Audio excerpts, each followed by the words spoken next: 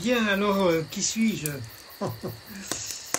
Je suis normand d'origine, du sud de la Manche.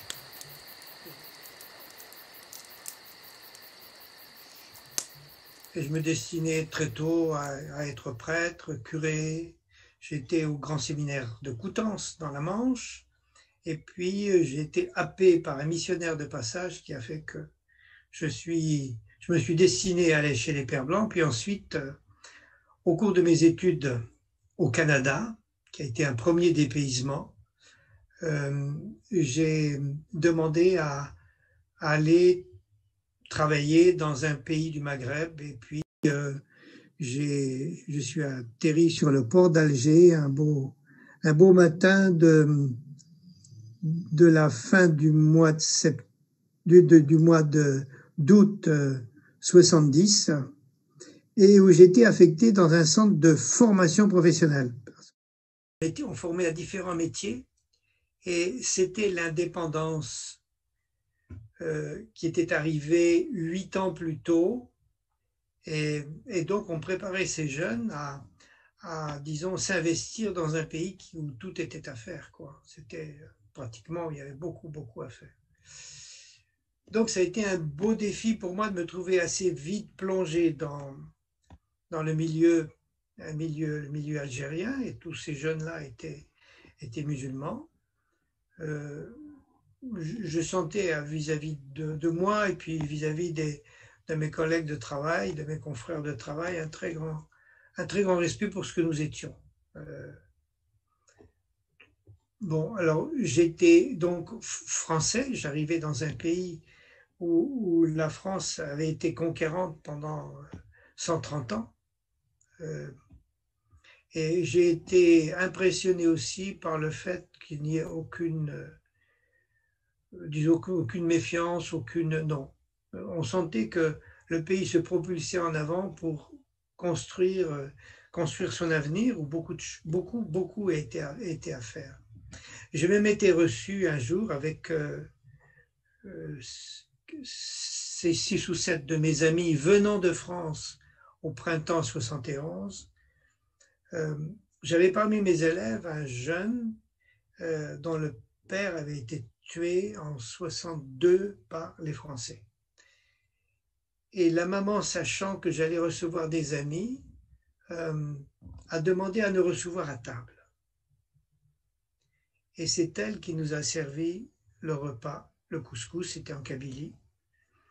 Et elle est passée auprès de chacun d'entre nous et nous a servi le couscous, qui était assez impressionnant parce que c'était quand même 8 ans après l'assassinat de son mari.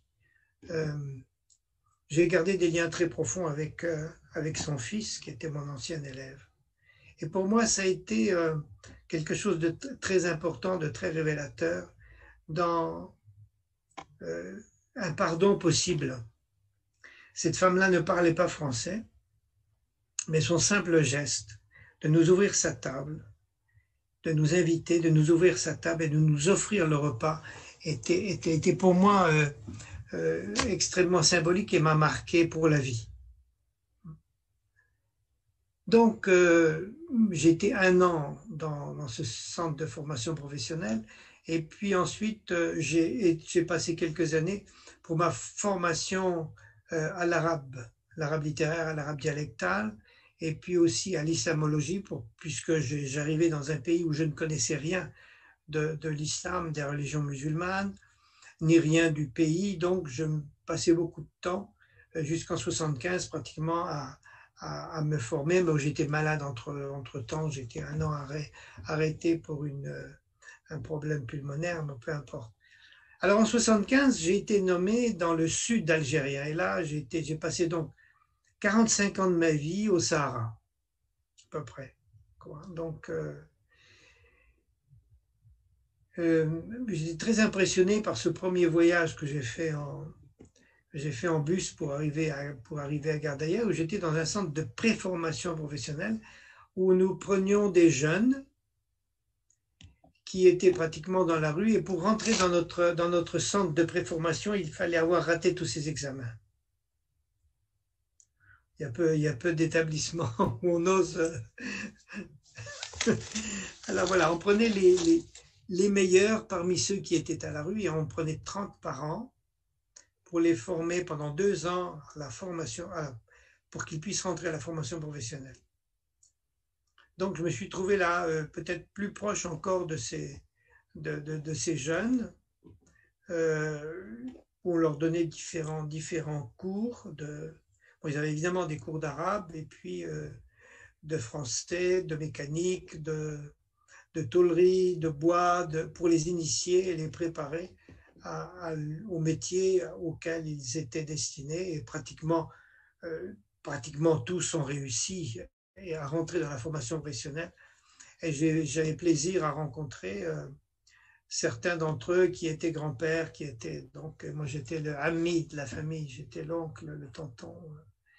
Et donc c'était deux belles années. Et puis notre centre a été nationalisé en 1976 par un État qui se construisait plutôt sur un mode socialiste. Mais j'avais déjà eu pas mal de liens dans Gardaïa, mais j'ai cherché un travail et puis j'ai été ensuite embauché par l'enseignement public algérien et j'étais professeur d'anglais dans un collège de jeunes filles à Tougourt. Et j'étais évidemment le seul chrétien au milieu de ce collège. Et puis mon directeur était l'imam bénévole de la grande mosquée de Tougourt qui avait fait ses études en Tunisie, à la Zitouna. Alors j'étais avec des collègues qui avaient à peu près mon âge, moi j'étais un tout petit peu plus âgé. Et au fond, ce qu'on appelle ou ce qu'on peut appeler le dialogue islamo-chrétien se fait finalement à l'école de la vie, au fond, au fur et à mesure que se déroulent les événements, les fêtes, voilà. Alors j'ai eu beaucoup de plaisir à passer donc 5 ans dans l'enseignement public algérien où j'étais reconnu comme pour qui j'étais, comme prêtre. On savait qui j'étais sans problème. Et voilà, cette relation avec les musulmans se passait dans la grande université de l'existence, de la grande université de la vie, à travers les naissances, à travers les deuils, à travers les fêtes de l'année où quelquefois j'étais invité dans des familles. Si bien qu'il y a eu une espèce d'osmose qui s'est faite très grande, qui s'est faite avec la population, et des liens qui sont demeurés jusqu'à maintenant. Je reçois encore des courriers de ces amis anciennement enseignants qui sont maintenant en retraite. Alors j'ai été donc 5 ans dans l'enseignement public algérien et je n'avais pas de diplôme, disons, universitaire pour pouvoir continuer. Et donc, j'ai été remercié de l'enseignement et j'ai cherché un travail parce que le travail est quand même un moyen privilégié pour pouvoir avoir une plateforme de rencontre avec nos amis algériens. Donc, j'ai été un temps, à peu près une année en attente, où j'en ai profité pour continuer de travailler la langue arabe et puis aussi de m'initier davantage à l'islam et aussi continuer un travail de théologie et de spiritualité. Alors ensuite, je cherchais quand même assez avidement un travail, donc, mais je ne savais pas faire grand-chose. Alors j'avais un ami qui était dinandier, qui fabriquait des plateaux en cuivre, que j'allais voir de temps en temps. Il s'appelait Bachir. Je dis, écoute Bachir, si tu connaissais quelqu'un qui cherchait disons, quelqu'un pour faire ses comptes, sa comptabilité, le travail de secrétariat. À chaque fois que j'allais, il dit non. Et puis un jour, il m'a dit, écoute Claude, si tu veux, je vais te faire une proposition, je te prends comme apprenti. Donc j'avais 40 quelques années. Et donc je suis devenu apprenti dans cet atelier où il y avait 4 Algériens, bien sûr, qui étaient tous très perfectionnés dans le travail du cuivre, des plateaux de cuivre, du travail des plateaux incrustés. Et puis, ils m'ont appris avec beaucoup, beaucoup d'attention, ils m'ont appris leur métier. Donc, et au bout de 4 ans, j'ai travaillé 4 ans dans cet atelier. Et pour moi, ça a été un petit peu l'expérience de Nazareth, l'expérience aussi de Paul, de Saint Paul, le grand apôtre, qui, dans l'immense aréopage d'Athènes, avait fait un grand discours sur la foi chrétienne et à qui on avait dit, écoute, on t'entendra là-dessus une autre fois. Et suite à cela, Paul est parti travailler de ses mains chez Priscille et Aquila. Je suis d'entendre Aquila qui est là. Et puis, voilà. Pour moi, ça a été un temps vraiment d'incarnation. Je suis descendu de mon estrade d'enseignant. Et puis, voilà, j'ai appris. Et j'ai appris, moi qui étais habitué à apprendre aux autres, ben, j'ai appris d'eux. Et puis, c'était donc des ouvriers très simples. Et donc, j'ai appris ce métier de dinandier. Je fabriquais des plateaux. Et puis, mon évêque s'est souvenu de moi au bout de 4 ans. Et il m'a dit, ben voilà, je cherche un vicaire général. Est-ce que tu serais prêt à prendre le relais de Denis, qui était le précédent? J'ai dit, écoute, tu me donnes un peu de temps pour réfléchir. Et puis finalement, j'ai dit oui. Et là, j'ai commencé à prendre ma voiture et à circuler à travers le désert, des immensités fantastiques dont je reviendrai là-dessus. Et donc, à ce moment-là, le diocèse comportait à peu près une centaine de permanents et de permanentes sur 12-15 points de présence sur 4 millions de kilomètres carrés, quoi. Alors, mon travail, disons, était d'aller de communauté en communauté et puis d'écouter d'abord, parce que c'est très important, étant donné que ces communautés religieuses, de prêtres, de religieuses, de religieux, étaient très en contact avec les gens du pays et c'était très important de d'abord écouter ceux qui vivaient et puis aussi ensemble de donner sens à cette vie, cette existence où évidemment on est dans une église où il n'y a pas de baptême, il n'y a pas de confirmation, il n'y a pas de... Bon, heureusement il n'y avait pas beaucoup d'enterrements pour nous, mais de faire vivre cette petite communauté du désert. Et j'ai été nommé en vicaire général en 87 et en 88 on a fait un synode. Nous étions au moins une centaine et on avait fait ça à Alger parce qu'il n'y avait pas de possibilité, disons, d'accueil à Gardaïa. Et ça a été un très grand moment de relance, disons, d'activité, surtout l'importance, on a découvert oui, l'importance de se connaître, quoi, sur cette... Alors, il n'y avait pas encore les moyens qu'on a maintenant. Maintenant, toutes les communautés ont pratiquement le Skype, le WhatsApp, et l'interconnexion entre les différentes communautés et entre les différentes personnes se fait beaucoup plus facilement que ça ne se faisait à ce moment-là. À ce moment-là, on faisait ce qu'on appelait des réunions de secteurs, soit le secteur ouest, soit le secteur sud, soit le secteur est, soit le secteur centre, ce qui exigeait de grands déplacements. Bon, ça se fait toujours, mais de façon tout à fait différente. C'était important de pouvoir réaliser que nous étions Église, nous étions corps du Christ, témoins de l'Évangile au milieu de ces 2 millions de musulmans, au milieu desquels qui nous accueillaient. Alors, pour moi, le désert était d'abord, bon, évidemment, disons, une région géographique bien particulière. Le désert, c'est un peu comme une immense océan avec, avec des îles. Les oasis étant ces îles, quelquefois, il y a 400 kilomètres entre une oasis et l'autre, quoi, ou 200 kilomètres, 250. Donc,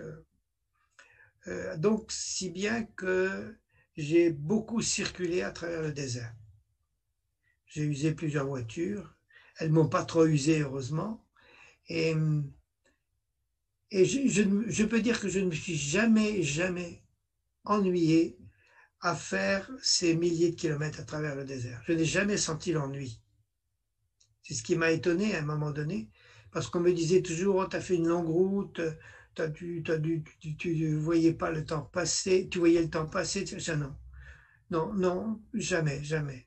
Si bien que, vous savez, c'est magnifique le désert, parce que c'est jamais la même chose. Bon, c'est comme nos paysages peut-être de Normandie ou d'ailleurs, mais il y a un contraste entre disons, tous les différents paysages. Il y a ce que j'appelais le désert féminin, c'est celui des dunes, qui est très doux, et puis le désert, ce que j'appelais le désert masculin, qui est très rude, pierreux. Donc, et j'ai trouvé finalement, petit à petit, à travers cette vision du désert, ce que je suis moi. C'est à travers le désert que j'ai découvert mon intériorité. Et pour moi, il n'y avait pas de meilleure image de ce que j'étais à l'intérieur que ce désert. Pourquoi? Parce que dans le désert, il n'y a rien et il y a tout. Il n'y a rien, il y a des vastes étendues où il n'y a presque pas de vie, mais il y a toujours la vie. Et c'était mon étonnement, je m'amusais quelquefois à m'arrêter sur le bord de la route, et puis à chercher, je faisais un grand cercle, et je cherchais une trace de vie. Et il y avait toujours une trace de vie. C'était les traces d'une patte d'un petit animal qui était passé, ou alors un brin d'herbe, ou alors, je ne sais pas, mais il y avait toujours quelque chose. Donc, en nous, il y a toujours la vie. Même si nous croyons être stériles, non, il y a toujours la vie, cherchons bien. Quelquefois, il faut se pencher pour, pour trouver cette vie, mais la vie, elle est là. Hein. Et, et ça me réconfortait quelquefois, quand je me sentais un peu sec, je me disais, mais oui, je suis peut-être un désert, mais dans ce désert, il y a toujours une vie cachée. Et puis, il y a aussi également de nombreuses graines qui ne demandent qu'à pousser. Une année, on a eu une très forte pluie. Vraiment, bon, les oueds ont coulé avec abondance. Et puis, alors, il y a eu une floraison extraordinaire. Des fleurs de toutes couleurs qui se sont tout d'un coup réveillées. Et des vieillards nous ont dit, mais il y a ces fleurs-là, on n'en a jamais vu comme ça. Ça veut dire que notre sol intérieur est aussi porteur, disons, d'une germination possible, et il suffit quelquefois d'une pluie pour la faire réveiller, quoi. Donc il y a la vie. Hein. Alors il y a aussi la lumière, une luminosité assez extraordinaire, parce que c'est surtout quand vous avez ce ciel d'un bleu absolument éclatant, et puis aussi les couchers de soleil où petit à petit le soleil disparaît à l'horizon, et puis c'est la nuit et vous avez les étoiles. Mais dans le désert, il y a aussi les vents de sable.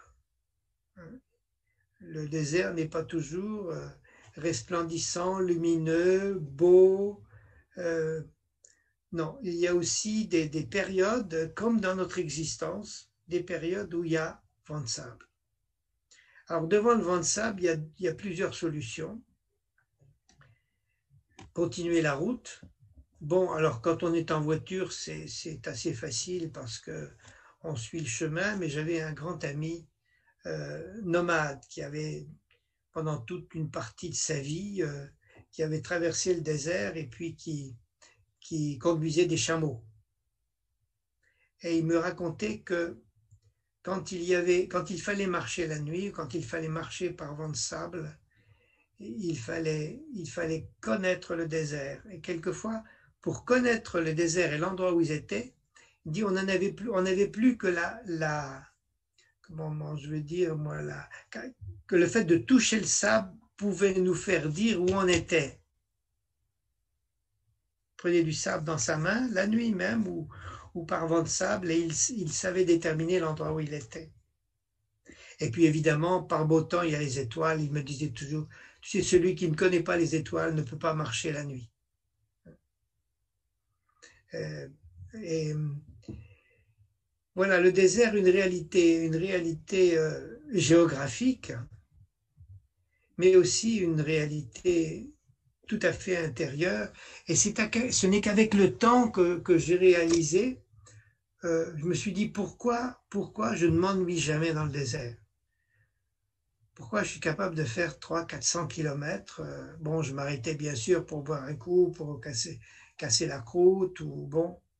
Et je me disais, mais pourquoi? Ben parce que je me dis, au fond, il n'y a pas de plus belle image, disons, de mon monde intérieur, de mon âme, de mon cœur, que ce désert, parce qu'il y a la lumière et la nuit, il y a le sable et il y a l'eau, parce qu'il y a aussi, des oasis magnifiques. Vous arrivez de traverser 100 km, 200 km, 300 km de désert, et vous arrivez dans une palmeraie.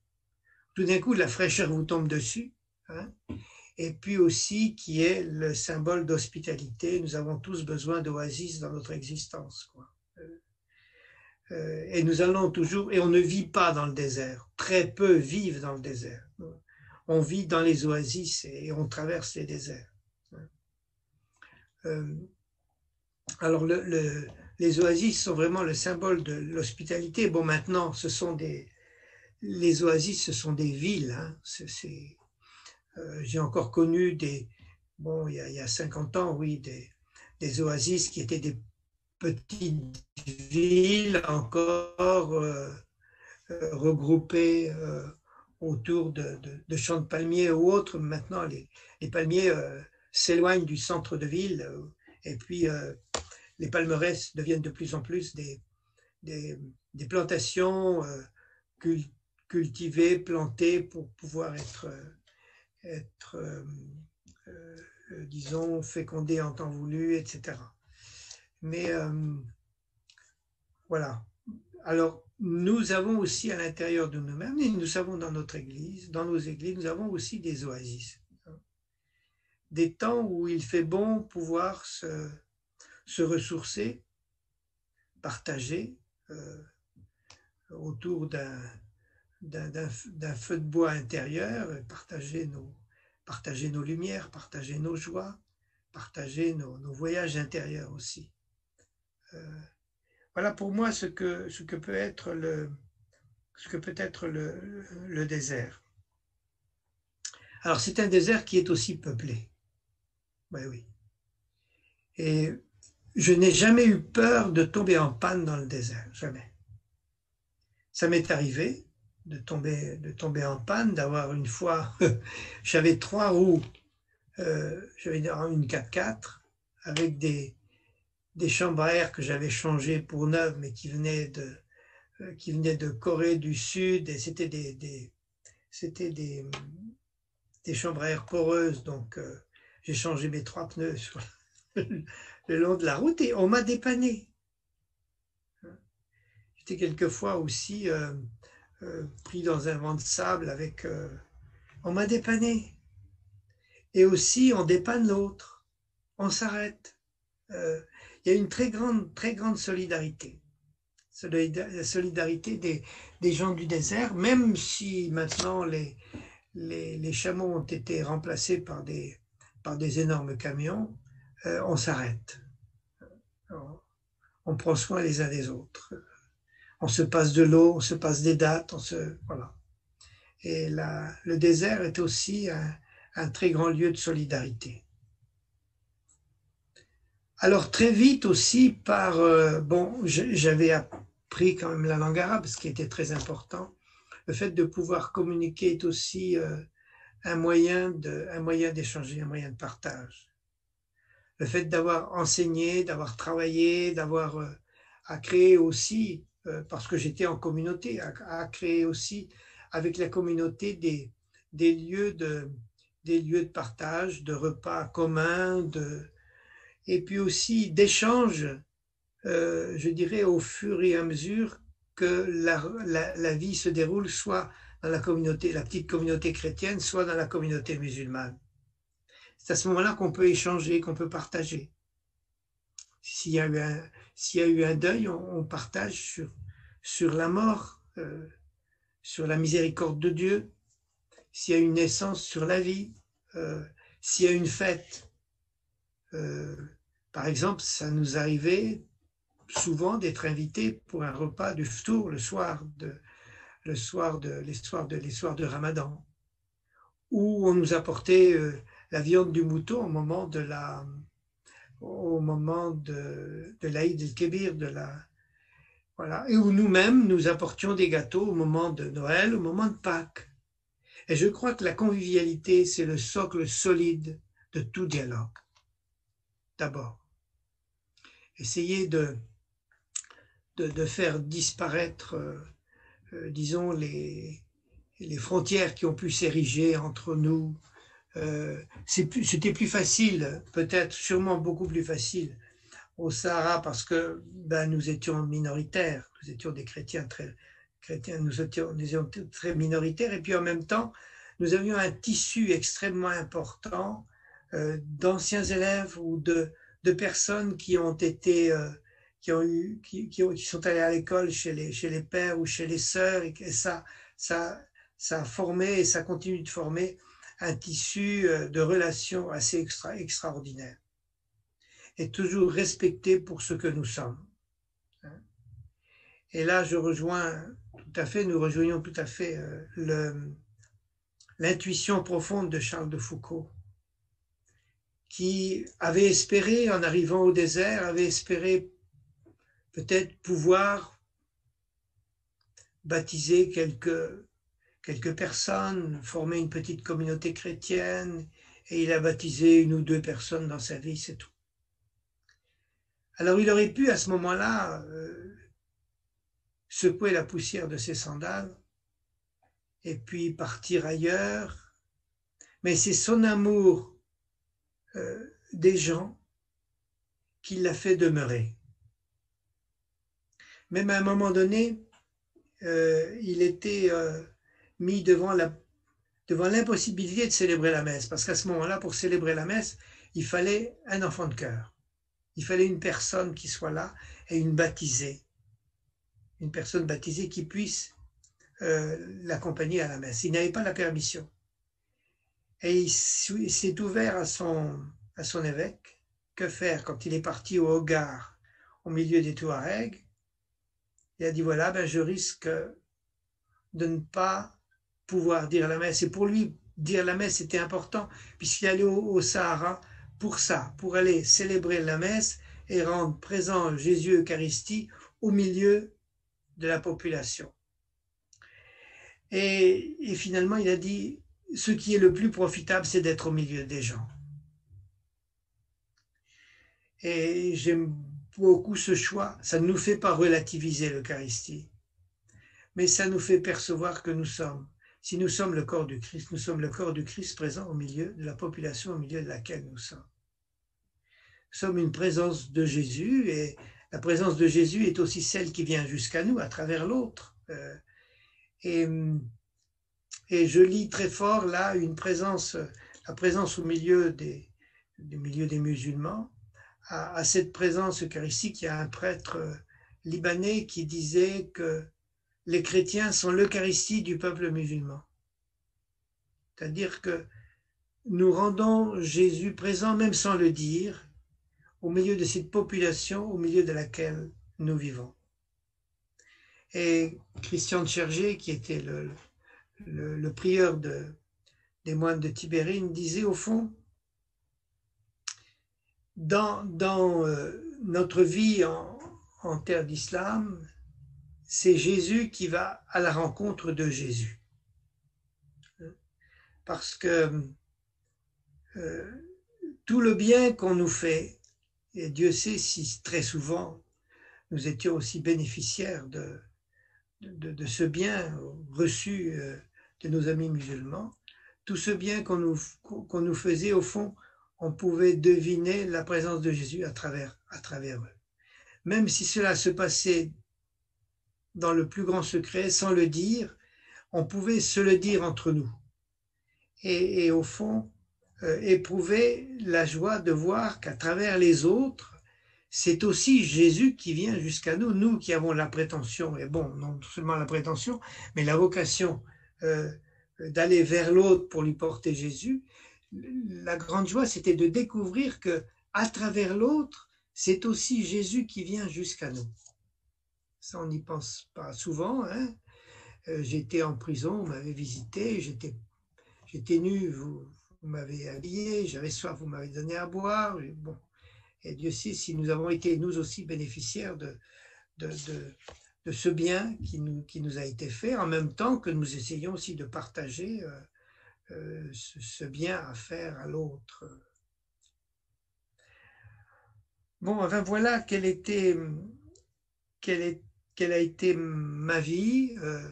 Et puis le 1er ou le 31 mai 2017, donc j'avais transmis le diocèse et je me suis retrouvé voilà, sur le tarmac de l'aéroport d'Orly, et puis voilà, une nouvelle vie s'offrait à moi.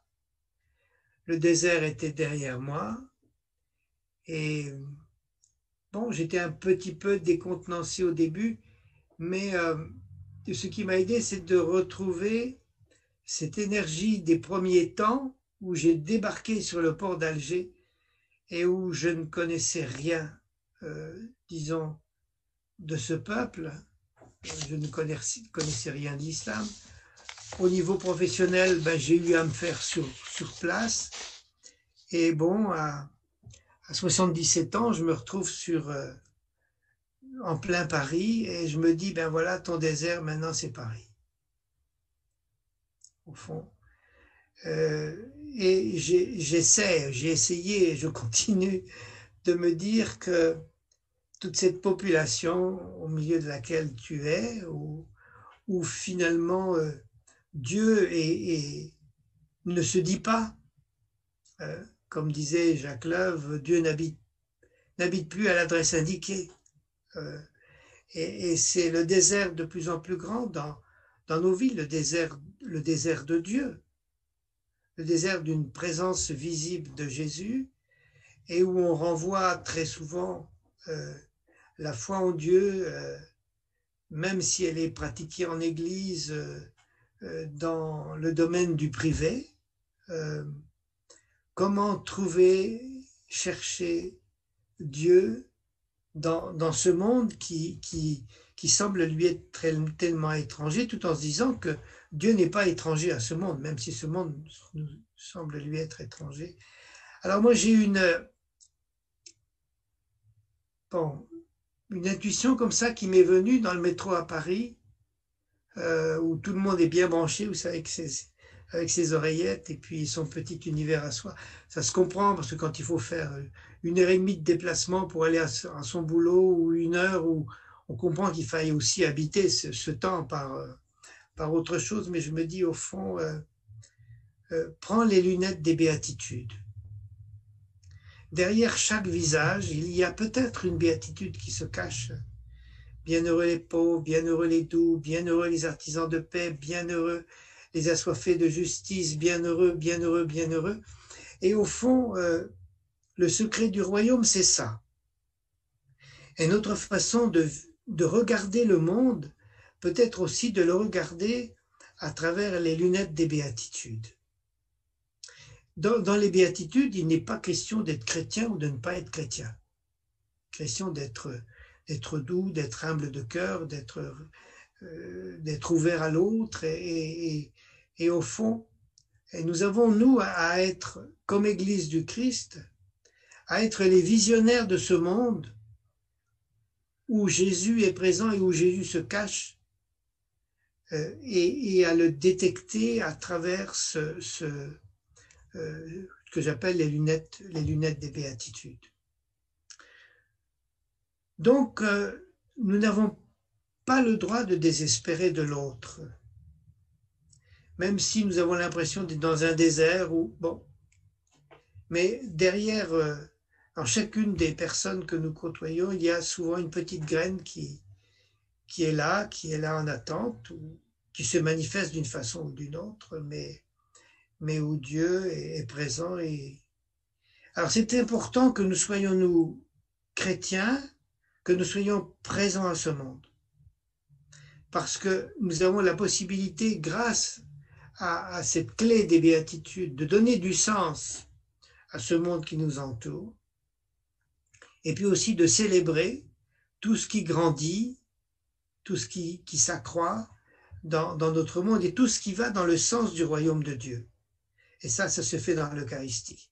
Dans l'Eucharistie, nous présentons à Dieu le Père tout ce que nous pouvons recueillir dans notre journée ou autour de nous, de bien, de beau, de monde en croissance, pour l'offrir au Père, et il en fera le corps et le sang du Christ. Et nous repartons vers les autres, chargés de cette énergie nouvelle pour, eh bien voilà, peut-être pas annoncé par la parole, mais annoncé par tout ce que nous sommes, le royaume de Dieu présent. Et il y a une chose que nous pouvons toujours faire, que Charles de Foucault avait découvert lui aussi, et c'est la pastorale de la bonté. Il s'est aperçu qu'il ne pouvait pas annoncer Jésus. Et il se disait, mais au moins, il y a une chose que je peux faire, c'est d'être bon. D'être bon pour les autres, et si je suis bon, eh bien, ceux qui me voient agir me disent, mais d'où vient cette source de sa bonté, hein? Et c'est peut-être une porte ouverte à cet absolu qui peut donner et qui donne sens à notre monde.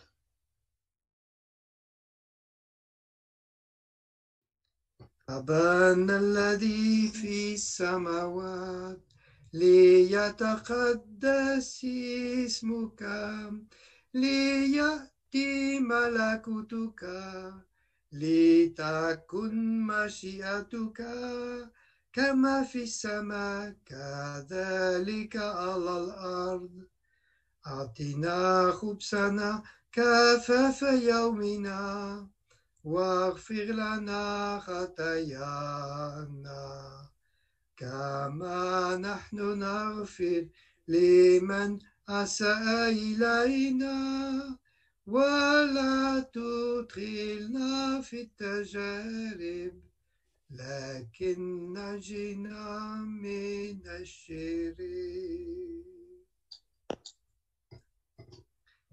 Alors nous allons recevoir la bénédiction qui nous vient de Dieu. Moi je ne suis qu'un pauvre instrument pour cela.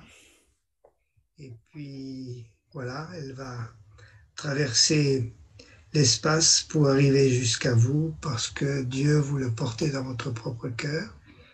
Et que Dieu tout amour et miséricorde vous bénisse et vous garde, lui qui est Père, Fils et Saint-Esprit. Amen. Amen. Allons et demeurons dans la paix du Christ et Rendons grâce à Dieu. bonne route vers Pâques.